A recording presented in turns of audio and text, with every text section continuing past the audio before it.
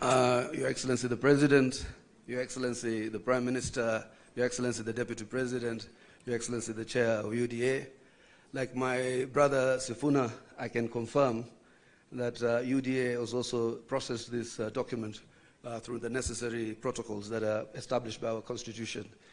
Present here is the National Steering Committee, which is chaired by His Excellency the President, who I will not ask to stand.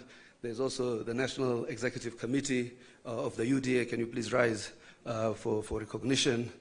And we also have the UDA Party Parliamentary Group that is also present in this auspicious occasion. I will proceed from where my brother Sifuna left. Number 4, promoting and protecting the livelihoods of young people.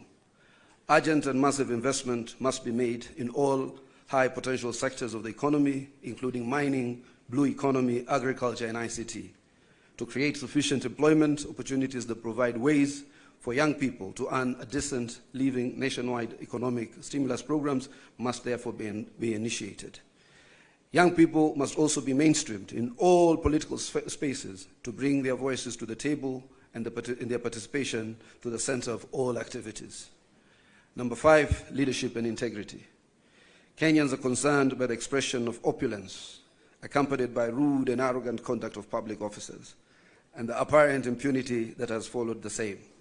It must be enforced that the demeanor of public servants needs to reflect the dignity of their offices and the respect owed by them to the citizens of the Republic of Kenya. We must also urgently provide a legal and institutional framework for addressing conflicts of interest among public servants.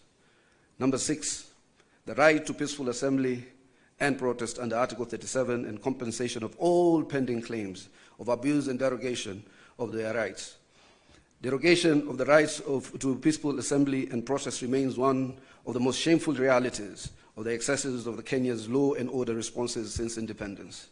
The effort to uphold this right must now involve not just the taking of responsibility by officers who break the law, but also by compensation of the victims of these derogations.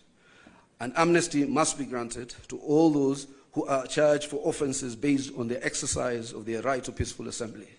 The National Police Service must update their methods and processes of dealing with demonstrations and assemblies when they are held, and particularly when they have to be managed or contained. 7, the national debt. The urgent audit must be conducted of how much has been borrowed in the past and how it has been used. Going forward, we must stop the ballooning of the national debt and ensure accountability for future borrowing.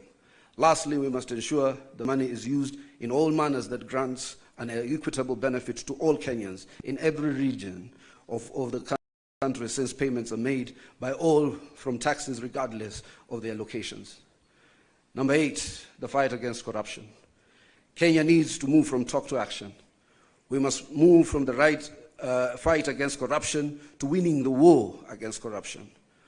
We must enhance the capacity of institutions that enforce accountability, and particularly the offices of the Auditor General, the Controller of Budget, and the Ethics and Anti-Corruption Commission. 9, stopping wastage of public resources and promoting government efficiency. A new ethos of public expenditure in both national and county governments must be inculcated in a manner that promotes austerity, justification, and effectiveness in the use of public resources. Number 10, protecting and promoting the sovereignty of the people, the rule of law, and constitutionalism.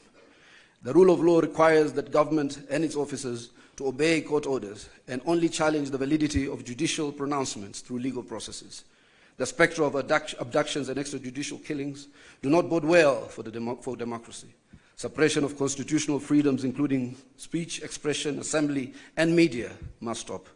Furthermore, political parties, being key pillars of democratic participation, must be strengthened.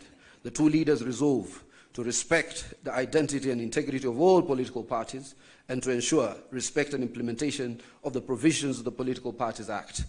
The dialogue and collaboration between the two leaders shall achieve its objectives by A, holding regular consultations on pressing issues of interest to the people of Kenya. B, exchanging expertise and information on the best practices in governance and of the Republic of Kenya. Let me read that again. Exchanging expertise and information on best practices in the governance of the Republic of Kenya. And the two leaders shall deploy their political infrastructure to examine the above matters and any other issues requiring their attention, and shall engage necessary expertise that will assist in addressing the matters arising. Signed, His Excellency Dr. William Samoei Ruto, CGH, Party Leader of the UDA, also to be signed by His Excellency the Right Honorable Raila Odinga, EGH, Party Leader of the Orange Democratic Movement, on the 24th day of March 2025. Let us appreciate distinguished senators. And now, before I call my co-MC, may I request that the table be brought here. We have the dates. It's 7th of March. But you'll be able to see it actually. Before I call my co-MC, the majority leader, can I please request that table and seat to be brought here so that the two leaders can be able to come and sign. And now, allow me to hand over the mic to my co-MC, a man I couldn't see eye to eye, but now I'm seeing eye to eye, Kimani Ichung'wah, to take over from there. Thank you very much. Thank you, my co-MC, Senator Ledama. Your Excellency, as the stage is set, as my co-MC, Senator Ledama, has said, we are here to witness